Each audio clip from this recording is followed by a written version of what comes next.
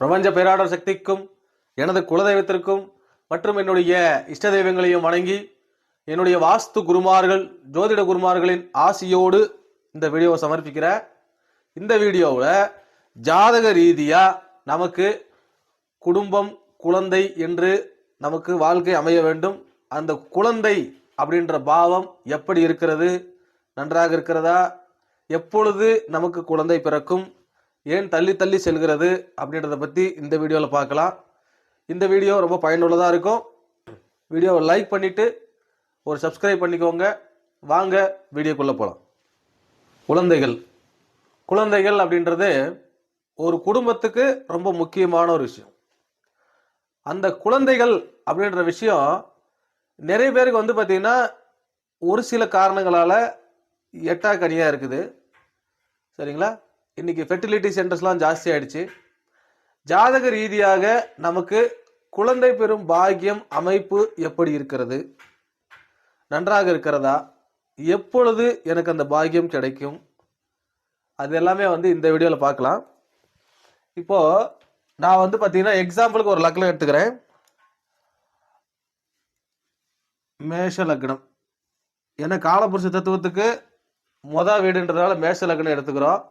எந்த லக்கணம் வேணா எடுத்துக்கலாம். உங்களுக்கு எந்த லக்கணமோ அது கூட இதை பொருத்திக்கோங்க. சரிங்களா?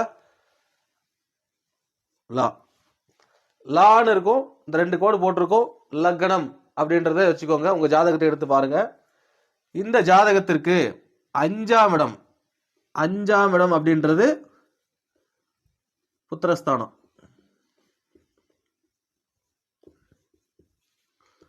புத்திரஸ்தானம் எடுத்துக்கலாம், முதல் குழந்தைன்னு எடுத்துக்கலாம்.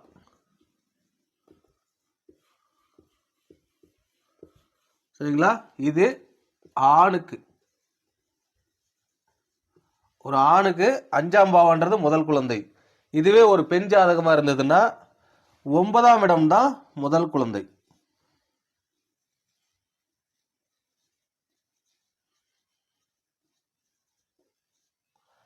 ஒன்பதாம் இடம் தான் முதல் குழந்தை.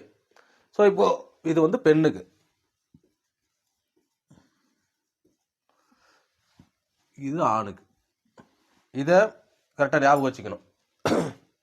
இப்போ இந்த லக்னத்துக்கு 5ஆம் இடத்து அதிபதி யாருன்னு பார்க்கணும். சரிங்களா? இந்த 5ஆம் இடத்து அதிபதி நல்லா இருக்கிறாரா? சரிங்களா? இந்த 5ஆம் இடத்து அதிபதி யாரு அப்படின்னா சூரியன். சரிங்களா? இந்த 5ஆம் இடத்து அதிபதி சூரியன். அடுத்து இந்த 9ஆம் இடத்து அதிபதி யாரு? குரு. முதல்ல அந்த பாவத்தினுடைய அதிபதிகள் நன்றாக இருக்கிறார்களா அப்படின்றது ஃபர்ஸ்ட் பாயிண்ட். நான் போன வீடியோவிலேயே சொன்னேன், எந்த ஒரு பாவமும் தனித்து இயங்காது. சரிங்களா? அதுக்கு 2-3 துணை பாவங்கள் இருக்கணும். அப்படி இருந்தால் தான் அது வேலை செய்யும் இல்லையா? அப்போ 2ஆம் பாவம் இதுக்கு வேலை செய்யணும். ஏன்னா 2ஆம் பாவம்ன்றது என்ன? குடும்பம். குடும்பம்னா கணவன் மனைவி குழந்தைகள் எல்லாம் சேர்ந்தது தான் குடும்பம். அப்போ 2ஆம் பாவமும் நல்லா இருக்கணும். கூடவே 7 தான் என்ன? கலஸ்திரக்காரகன், கலஸ்திரஸ்தானம், திருமணம். சரிங்களா? திருமணஸ்தானம், கணவர் ஸ்தானம் எல்லாமே 7ஆம் பாவம் தான். அந்த 7ஆம் பாவமும் நல்லா இருக்கணும். இப்படி இந்த இன்டர் கனெக்ஷன் மூலமாக தான் நமக்கு பார்த்தீங்கன்னா குழந்தை பேரு அப்படின்றதே கிடைக்கும். இதுல இன்னொரு விஷயம், இது பார்த்தீங்கன்னா ரொம்ப ரேரான விஷயம். நிறைய ஜோதிடர் சொல்லியிருக்க மாட்டாங்க, ஒரு சில பேர் மட்டும் சொல்லியிருப்பாங்க. ராகு கேது. இந்த ராகு கேதுவினுடைய துணை இல்லாமல் உங்களால் குழந்தை பெற முடியாது. ஒரு குழந்தை பிறக்கணும் அப்படின்னா இந்த ராகு கேது ரொம்ப ரொம்ப முக்கியம். சரிங்களா? இந்த ராகு கேதுவை வச்சுதான் அந்த குழந்தை அப்படின்றதே பிறக்கும். சரிங்களா?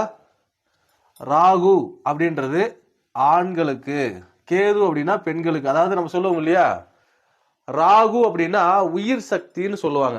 சரிங்களா? இங்க எழுதுறேன். ராகுனா உயிர் சக்தி. உங்க ஜாதகத்துல எந்த காலகட்டங்கள்ல உங்களுடைய விந்து அணுவிற்கு உயிர் சக்தி வருகிறது அப்படின்னு சொல்லி ஒரு ஆண் ஜாதகத்தை வச்சு பார்க்கணும். சரிங்களா? உயிர் சக்தி இருந்தாதான் அந்த இடத்துல குழந்தை பிறப்பதற்கான வாய்ப்பு 100% ஆகிறது. சரிங்களா?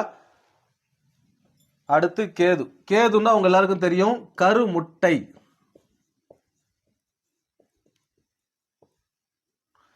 சரியா? கருமுட்டை இல்லைன்னா குழந்தை பிறக்குமா?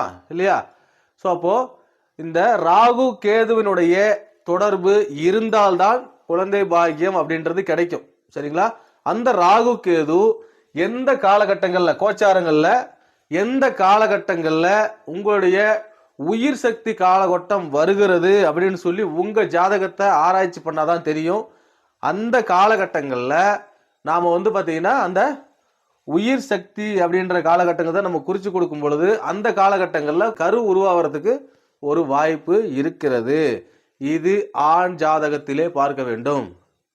ஏன் ஆண் ஜாதகத்துல பார்க்கிறோம் அப்படின்னா, உயிரை உருவாக்கக்கூடியது ஆண், உடலை உருவாக்கக்கூடியது பெண்.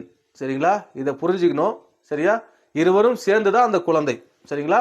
ஸோ அப்போ உயிர் சக்தின்றது ஆண் கிட்ட இருக்கிறதுனால இதை ஆண் ஜாதகத்துல செக் பண்ணணும். சரிங்களா? அடுத்தது, இந்த 2ஆம் பாவத்திலே ஒரு சனியோ அல்லது மாந்தியோ இருந்தால், சரிங்களா, இவங்களுக்கு பாத்தீங்கன்னா ஒரு சில கஷ்டங்களுக்கு உட்பட்டு குழந்தை பிறக்கும்னு அர்த்தம். சரிங்களா? சீக்கிரமா பிறந்துருச்சு அப்படின்னா அதுக்கப்புறம் கஷ்டப்படுவாங்கன்னு அர்த்தம். சரிங்களா? இந்த ரெண்டே கான்செப்ட் தான். சரிங்களா? ஏன்னா இந்த இடத்துல சனியோ மாந்தியோ இருந்தால், அதாவது சனி மாந்தி, சனி பகவான், ஓகே, இவங்க இங்க இருந்தாங்க அப்படின்னா நேரடியா அவங்க 8ஆம் பார்வையா இந்த 8வது ஸ்தானத்தை பார்ப்பாங்க, 7ஆம் பார்வையா. சரியா? அப்படி பார்க்கும் பொழுது நமக்கு பாத்தீங்கன்னா கொஞ்சம் கஷ்டங்கள் வரும். சரிங்களா?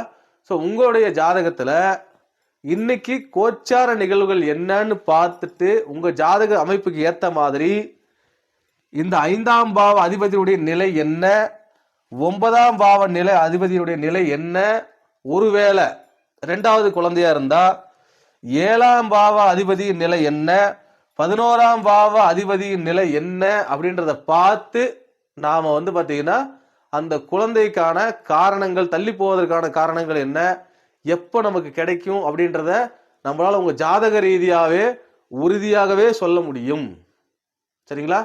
ஸோ மேலும் பாத்தீங்கன்னா பிரசன்னம், ஜாமக்கோல் பிரசன்னம் மூலமாக உங்களுக்கு இப்போ என்ன மாதிரியான தேவைகள் இருக்கிறது அப்படின்னு கண்டுபிடிக்கலாம். ஒரு மருத்துவ தேவை இருக்கிறதா, அல்லது கணவன் மனைவி பிரிந்து இருக்கிறார்களா, அல்லது ஒன்று சேராமல் இருக்கிறார்களா அப்படின்னு சொல்லி ஒரு சில விஷயங்களை ஜாமக்கோல் பிரசன்னம் மூலமா நம்மளால கண்டுபிடிக்க முடியும். சரிங்களா? ஸோ உங்களுடைய ஜாதகத்துல 5ஆம் இடம், 9ஆம் இடம், லக்னம், 2ஆம் இடம், 7ஆம் இடம் இதெல்லாம் நல்லா இருக்குதான்னு பாருங்க. நல்லா இருக்குதான்னு பார்த்து தெரிஞ்சுக்கிட்டு அதுக்கேற்ற மாதிரி உங்களுடைய குழந்தைகளுக்கான முயற்சிகளை செய்யுங்க. கண்டிப்பா உங்களுக்கு கடவுள் ஒரு நல்ல குழந்தையை கொடுப்பாருன்னு சொல்லி இந்த வீடியோவை முடிக்கிறேன். வீடியோவை லைக் பண்ணிக்கோங்க, சப்ஸ்கிரைப் பண்ணிக்கோங்க. உங்களை அடுத்த ஒரு நல்ல கண்டென்ட்ல சந்திக்கிறேன். நன்றி.